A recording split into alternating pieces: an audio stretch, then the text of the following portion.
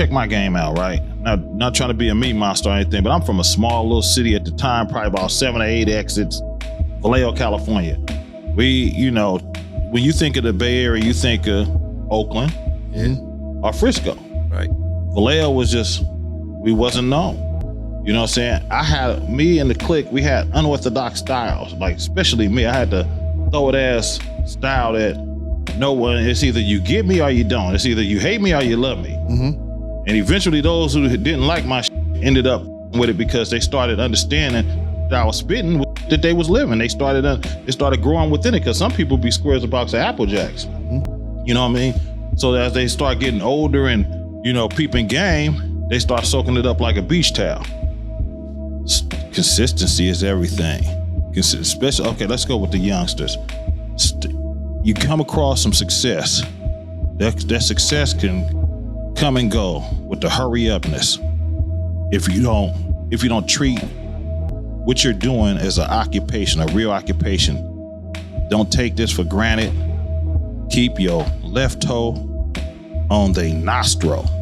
You understand me? Do not, the grit don't quit. The grit don't quit. And you look at us right here. We stayed grinding. We never stopped.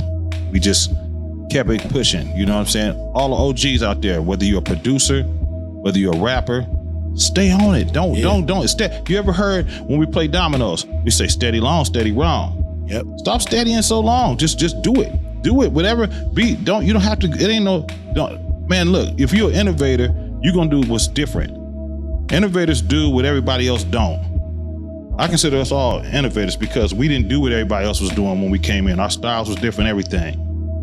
So if you want to be an innovator and you want to leave your sin on this earth and stand in your own lane with some, be different. Don't be afraid to be different, man. Be different. That's why, look at me. I'm the most different motherfucker on this earth.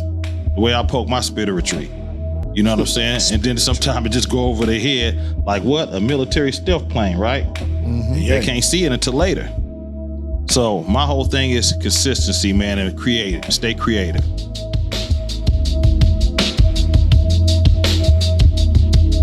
That's right.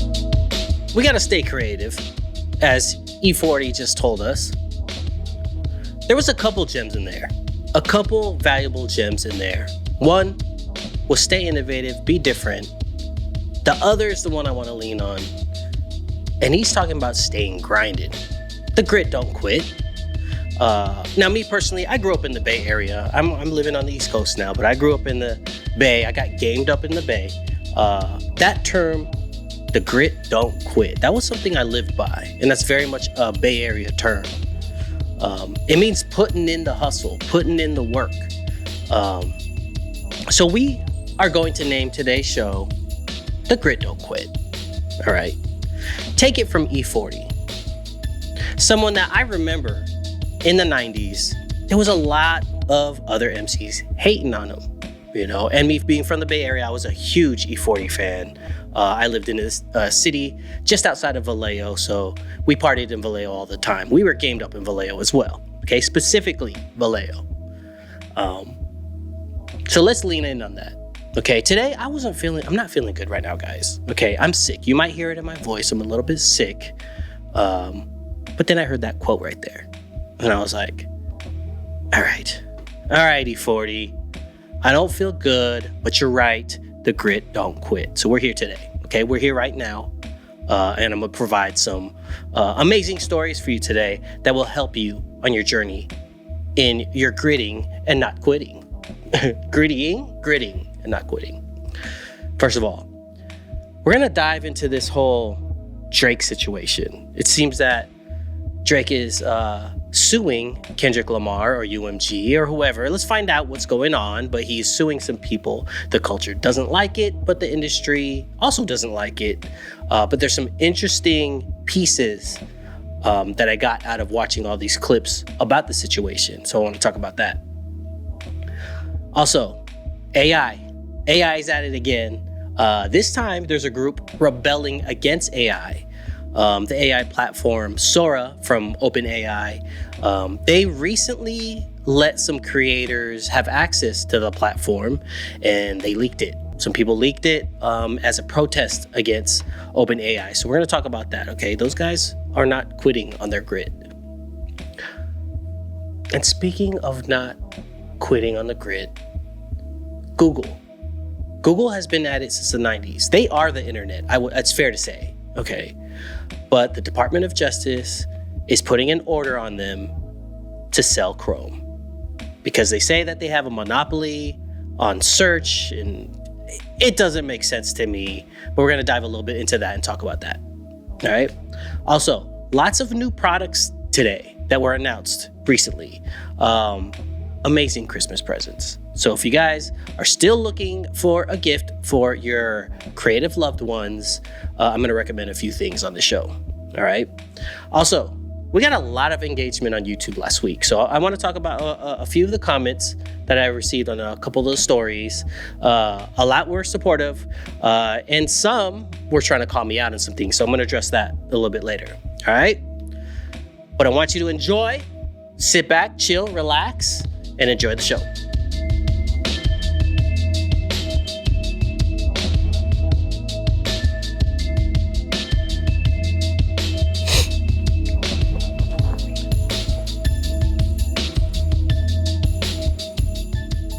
You know what's weird? Like, even when I'm sick, as soon as I step in front of this mic, I feel good. Because I feel the presence of all of you, my friends, chilling with me, with open ears, open hearts, open minds. And I'm gonna need you to open your pockets pretty soon. You might be wondering, why am I being so nice to you guys right now? Well, because I'm going to ask for some money here. Okay. Okay, first of all, I am sick. Your boy got the vid once again. Don't get too close. I have my mask off right now. It's very contagious. Last weekend, I went to a gala. I was all suited up, feeling good. The next day, fevers, coughing and fevers, and me unable to put down the tree. I made it much worse. So I'm getting through it. All right. Honestly, I'm like in the thick of it right now, but I'm trying to act normal. Okay. Do I look okay? Do I look normal? All right, cool. So I got COVID. And also another thing. So, okay. There's going to be some changes happening to the show.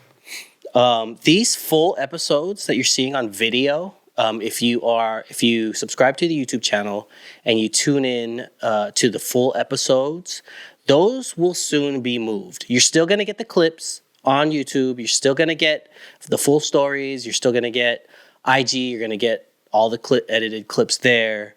But if you want to watch the full video episodes, you're going to have to go to Patreon starting in the new year, okay? There is a Patreon page.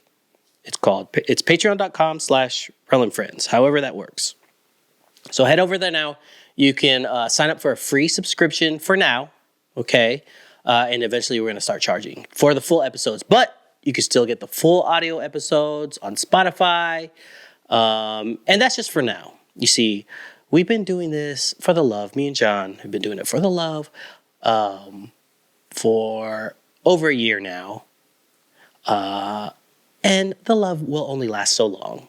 All right? So we need to start working with a budget here, or else things are going to change dramatically. If you enjoy this podcast and you have the means, please head over there and support. All right? In other news, I am headed to the Bay Area next week. So I will be recording a couple episodes. So we'll have 2 episodes in December, and then we're going to take a break. And then you won't hear from us until January. So I suggest you tune in on Patreon. Okay, there's going to be a lot of activity on Patreon or on YouTube. We're still going to have clips on YouTube. But the last part of December, lights out. We're chilling. We're enjoying the holidays with our friends and family, and just posted. Myself, I'm looking for work. Now, as a reminder, I run an agency called Art of Storytelling. It's a video agency, specializes in storytelling with video production. I have a large resume, a big portfolio. Head over to artofstorytelling.co, not .com, because someone has that. It's .co, artofstorytelling.co. Head over there, check out some of the projects I'm super proud of. And if you need video work, please hit me up. If you do hire me, that is also another way to support the podcast. So if you enjoy the podcast, you don't really want to commit to Patreon, but you work at a job that needs some video, say, hey, there's this agency I know of called Art of Storytelling. They do very good work. Check out their website at artofstorytelling.co, and you should hire them, okay? If you do that, this podcast will live on forever, and I might even slide you a little percentage on the low. Wait, that's illegal. But, we'll make something work. Oh, man. But yeah, we got, the agency needs work, needs some help. As a matter of fact, let me throw this on real quick.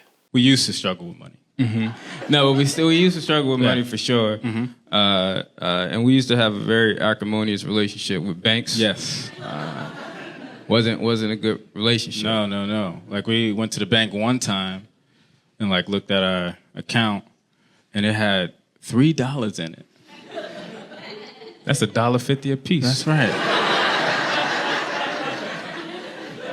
Or at least that's what we thought. It was $3 with the parentheses around it. Which means something totally different. Yeah. It means you owe the bank $3. But when we first saw it, we thought the bank was trying to protect our last $3.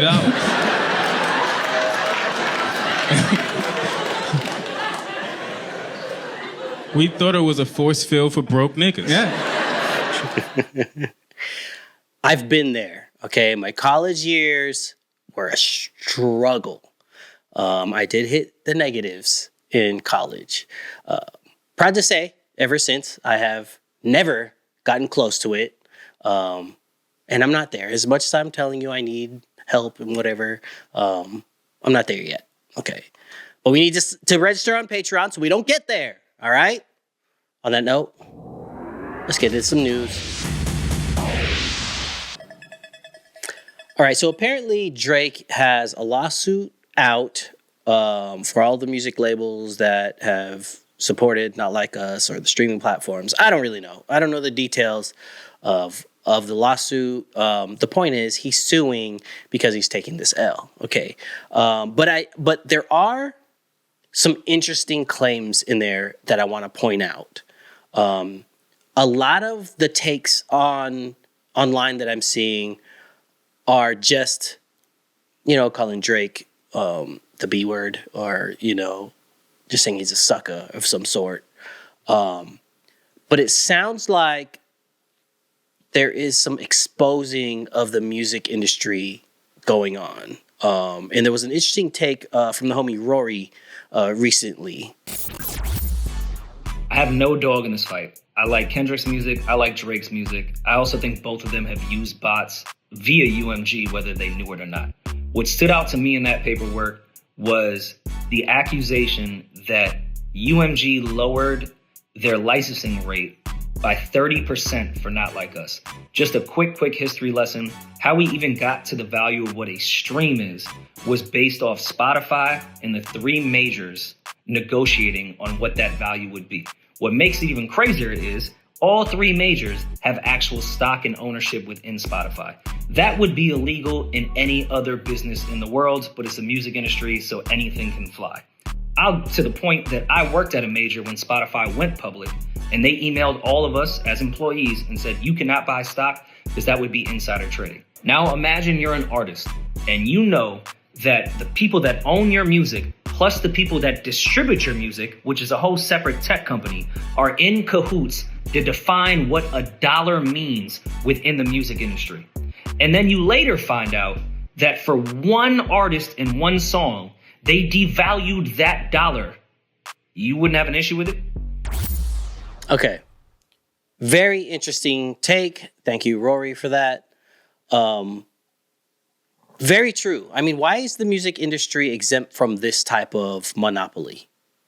In the story I'll get to later, the Department of Justice is stepping in on Google for owning search, the business of search. Now the music labels and the music distribution, online distribution service, the biggest one, Spotify, are, like Rory said, in cahoots, and they are creating a monopoly on the system. Any other industry, that would be illegal. The Department of Justice would be going after them. Okay, so let's talk a little bit more about this lawsuit specifically. So first, this isn't a lawsuit. It's a petition where Drake is asking the court to require Universal Music Group to give him evidence that he needs to bring a RICO lawsuit and a lawsuit alleging illegal business practices. What he says is, I don't know who the other people were involved with Universal, but under the law, Universal has to tell me who they are so I can sue them for the following: civil RICO, deceptive business practices. What these people did is they used illegal bots to make it seem like Not Like Us was a lot more popular than it actually was. They cite to an Academics interview where Academics is on stream talking to some dude, and the dude says, I got paid $5,000 and promised a percent of Not Like Us in exchange for delivering 30 million fake bot streams when Not Like Us first launched so that it would seem more popular than it was and the algorithms would bump it up everywhere. What's really interesting about Drake's claim is that if you watch the Academics interview, Academics questions the veracity, the truth of this guy saying, hey bro, are you sure? Like, somebody promised you points for bot streams? There's producers and engineers and people who feature on songs who don't get a percent of the song. And somebody promised you. Academics questioned this guy's story. Anyway, Drake's lawyers saw it fit for a filing in a New York state court. And they say, look, this is some evidence of the bots. Then they say that Universal typically takes a cut in order for somebody like Spotify to put a Universal song on Spotify. And that in this case, Universal wanted Not Like Us to be more popular. And so they agreed to take a lower cut and they gave it to Spotify on the low, cheaper. They paid radio for plays that, hey, Universal Music Group, in order to make Not Like Us artificially popular, paid people in radio. All right. So there's a lot going on here. Do I think bots were used? Yes. Do I think that the song would have gotten popular without the bots? Yes. And, we've known ever since Tribe Called Quest told us industry rule number 4080, record company labels are shady. We're seeing the proof right here. There's a lot of shadiness going on in the music industry, and this is proof of it. And in fact, Funk Flex hopped on Twitter to talk about it. He's been on radio. The legendary DJ has been on Hot 97 for many years, decades. And he says, Drake is 100% right. National play per song. Pop charts would be 350K. Urban radio, 250K. Mix shows, 100K. Local mix show director, 40K. Local DJs, 3 to 5K per song. DJs on the radio 5 days a week. This is why independent artists don't rise to the top. So pay attention here. I mean, yes, Drake looks silly doing this, but the music industry is being exposed. I really hope people don't overlook that part of this lawsuit. Okay. Yes, Drake looks goofy, but the industry is even goofier. Okay. So, OpenAI, the company that makes Sora, which is the highly anticipated AI platform for video. So you may have seen earlier in the year there was a lot of buzz around AI video, and Sora was a big conversation around that space because they were the first to really show examples. Since then, there's been a lot of other platforms that have come to the forefront. but Sora is supposedly one of the best. I don't know if that's true or not. But apparently what they did was they gave the platform to a bunch of creators to play with it and in turn give some feedback. And it sounds like this creative community was not into the way that Sora was handling their relationship, and they actually leaked the platform.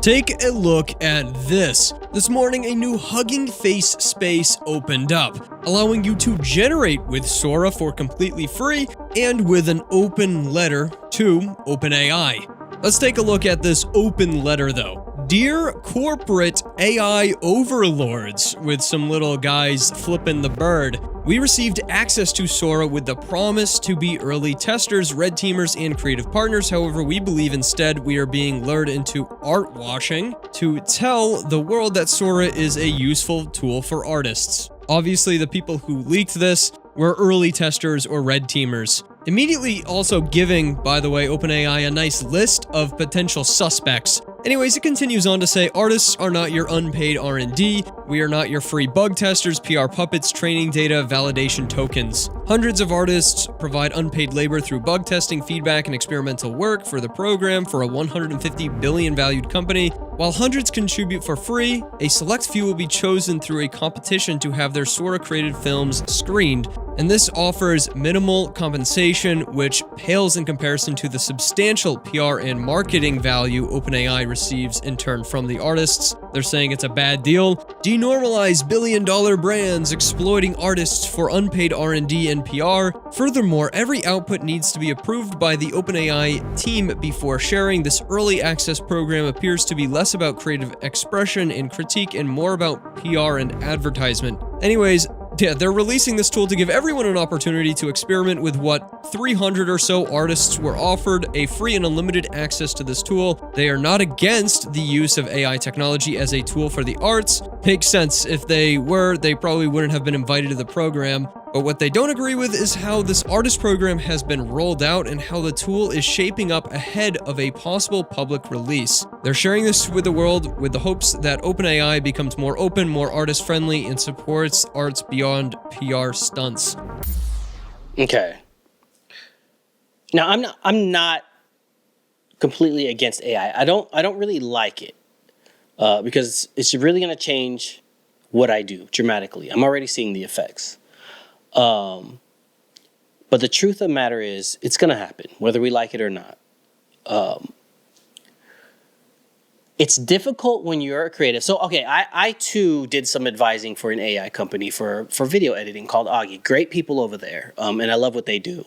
And what they do is a little bit different. I don't feel threatened by what they do yet. They're very smart people.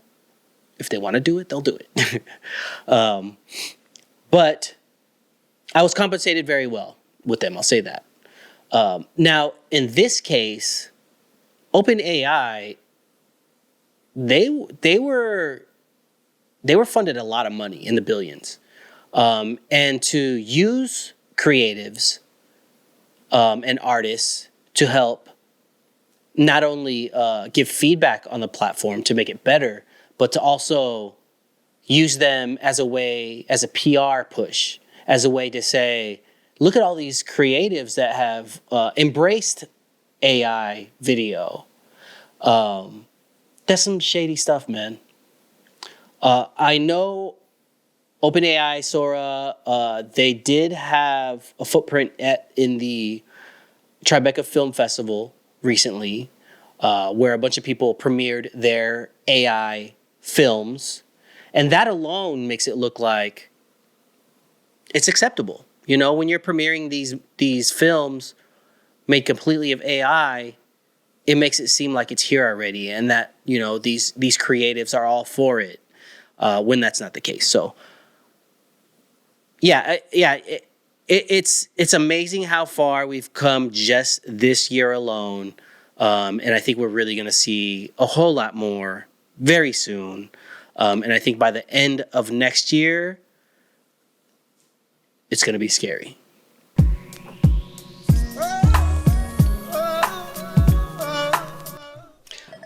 All right, so the Department of Justice, aka the biggest haters in the United States, are calling for Google to sell Chrome. I use Chrome. Do you use Chrome? We all use Chrome. The Justice Department has formally submitted a proposal to break up Google, calling for the company to sell its Chrome web browser. The Wednesday night filing comes after a federal judge ruled in August that Google was a monopoly in an antitrust case. DOJ lawyers now want the judge to order Google to divest its signature search engine. The Justice Department is arguing that Chrome has given the tech giant too much power in the online search business. Research shows Google controls about 90% of the search engine market.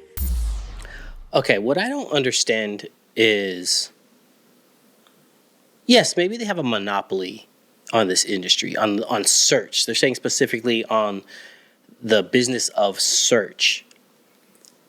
But didn't Google create that business? Are you not allowed to create a business, own it, be the best at it, and then other competitors come and you have to give up your business? Another thing I don't understand, so I have a friend that works at Chrome, and he shared the same sentiment as me. Okay, if it's search that you have a problem with, why sell Chrome specifically? Like, you're not saying on browsers, but exactly how much does Chrome own in the market?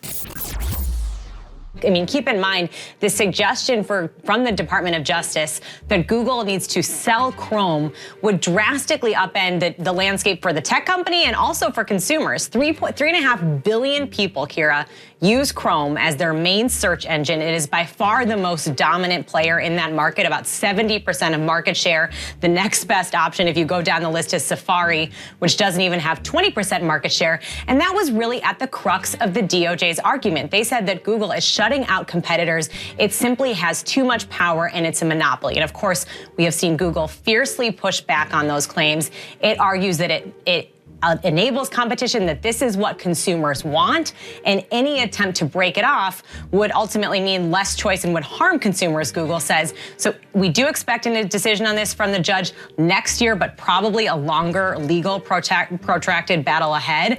And I think it is ultimately worth noting is even if they do have to sell it off, Kira, who's going to buy Chrome? Because that would come with a big price tag, and that could raise its own antitrust concerns too. So I guess there's antitrust concerns. So it's going to be a really long time before we hear any kind of results of this lawsuit. Google's definitely going to fight back. There's going to be public hearings. We remember the hearings with Mark Zuckerberg that he had with the Department of Justice, and I don't know if this, I feel like there's some sort of hidden agenda here, because it really just does not make a whole lot of sense to me. Now, the only other time where the DOJ told a company to sell part of its business was with Microsoft in the 90s. And they ended up not having to sell the company. They came to an agreement where they didn't have to sell the company. So I'm thinking this is what's going to happen with this. I really don't think anything is going to happen with Chrome. My homie at Chrome also was not super concerned, because this is just them saying that they should do that.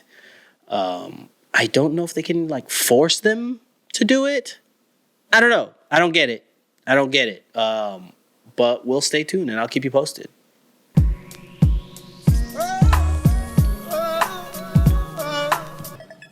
All right, so the holidays are rapidly approaching. And if you want to get the greatest gift for your content creator loved ones in your life, that's what I'm here to help you provide some information for.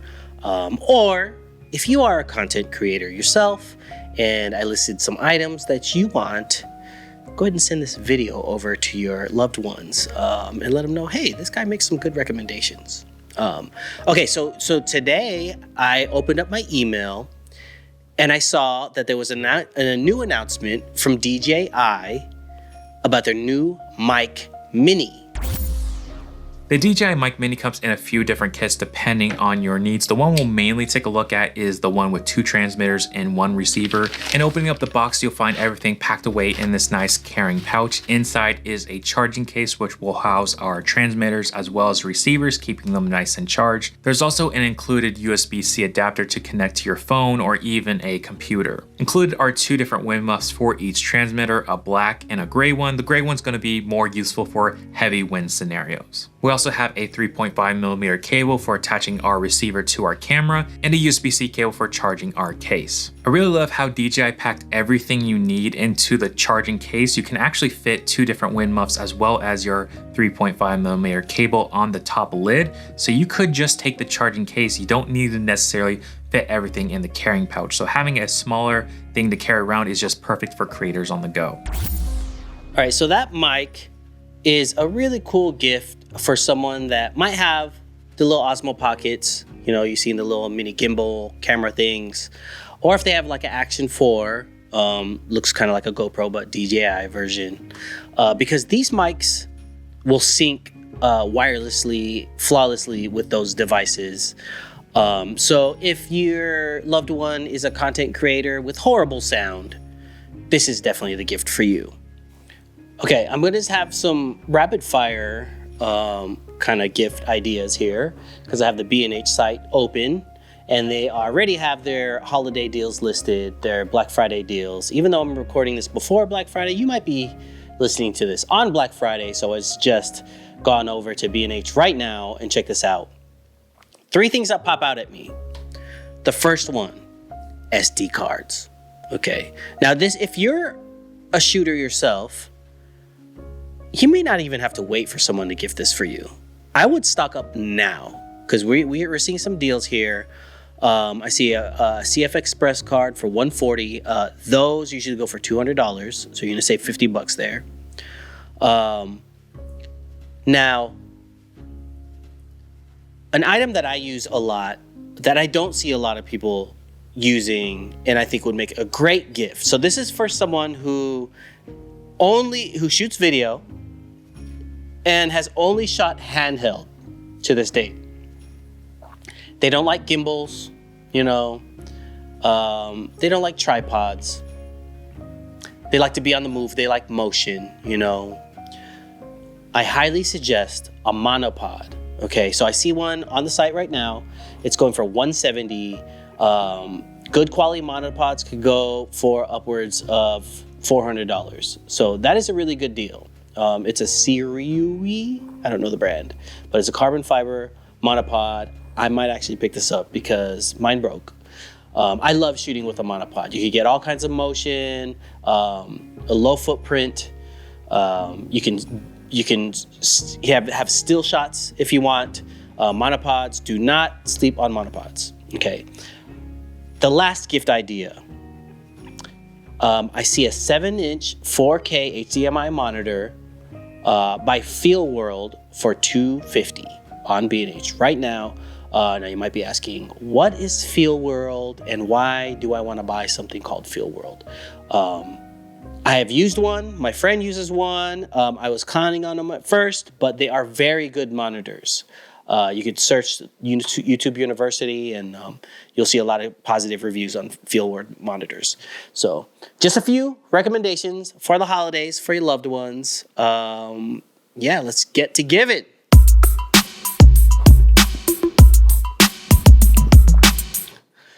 All right, it's almost time to wrap up the show here. One, because my temperature is through the roof right now and I need to get some sleep. Remember, I have COVID, guys. But I got to leave you with this, okay? The grit, don't quit. You see, I'm over here hurting, and I'm still doing the podcast. You know why? Because I live by those words. The grit never quits. And we need some hyphy for that.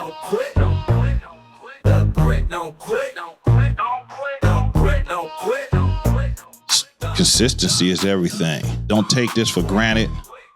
keep your left toe on the nostril.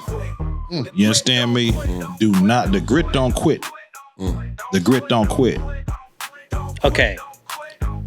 Next time you see me, next time I'm in the Bay, and you see me taking off my shoes, just know that this left toe is about to be all up in your nostril.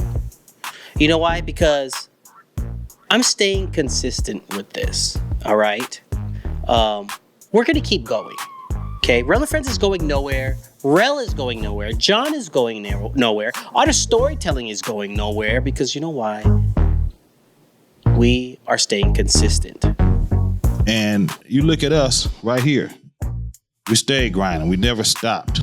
We just kept it pushing. You know what I'm saying? All the OGs out there, whether you're a producer, whether you're a rapper, stay on it. So my whole thing is consistency, man, and creative. Stay creative. That's it. Thank you, E40, for that. Definitely put a battery in my back today, hearing that. And this is just a great way of thinking as we head into the holidays. Enjoy your holidays, but just know 2025 is right around the corner. Things are changing. AI is trying to take over us. It's up to us to stay consistent and don't quit.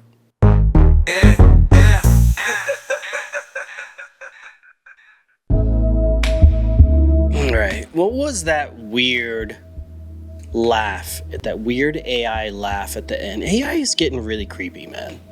I didn't ask for a laugh, Suno. Stop scaring me. Last week you did some weird noise at the end too. I don't like this. Anyways, I hope you guys enjoyed the show today. I did say we were gonna get into some comments, but I need to get in bed. I need to take off all of these clothes because they're soaking wet from my sweat. Sorry, that's gross. I am definitely at the worst of this COVID situation. And I have a trip to the Bay Area next week, so I really need to get some rest. But first, I want to remind you guys, all that, like, subscribe, all that. The most important today, what we learned from this show today, not only does a grit not quit, but that also Rel and Friends has a Patreon page now. So head on over there. We're not posting anything yet, but just subscribe to the page, patreon.com/Rel and Friends. I just want to gauge to see if there is demand for a Patreon page, because I'm not gonna do it if no one is there. But in the new year, I'm gonna start bothering you guys. My grit is not quitting asking you for that paper, that yaper, that Fetty Skrilla Scratch. I'm really using a lot of my Bay Area terms today. But hey, if you don't want to subscribe to Patreon, that's cool too. That just means we have work to do to get the demand there, okay? But head over there, subscribe for free right now.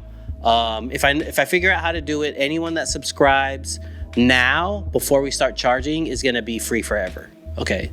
I just gotta figure out how to do that. I'm sure there's a way. I do everything myself. All this web stuff I do by myself. John helps me with the audio and the actual forming of the podcast. Everything else is on me. All right?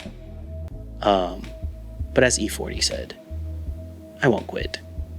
And I hope you guys don't quit watching and subscribing, and listening. But I'm gonna head out of here because I'm about to vomit. But I want you guys to have a great holiday. We're gonna have 2 more episodes. One might be a recap. John, can we do a recap episode? Maybe me and you hop on a call, maybe while I'm in the Bay. I don't know. Why am I asking you through here? I really don't know. I'll give you a call and we'll talk about it.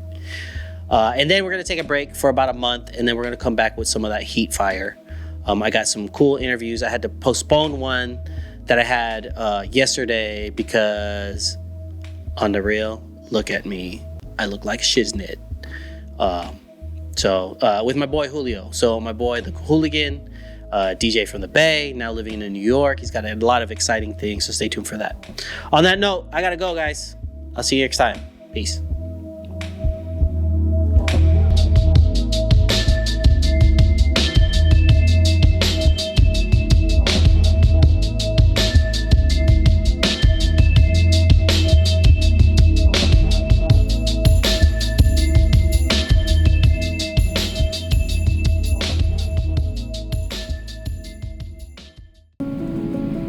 Storytelling has the ability to inform. I say we teach about 150 students a day. And inspire. You have the imagination, passion, and talent. All those life challenges, that's why I'm here today. When you relate on a personal level, you not only reach minds, but hearts. Yeah, sometimes it get raw and it get real. I'm not down to hide no more. It resonates. I knew that there was something about this experience that was transformative. The message becomes relatable when it comes directly from the community it serves. It really just ignites everybody around them. It's a part of us. It's our heart. At Art of Storytelling, we put authenticity first. We put the people first. It would be a shame for those stories to be lost. Thank you for doing this. Sorry. We can't wait to tell your story.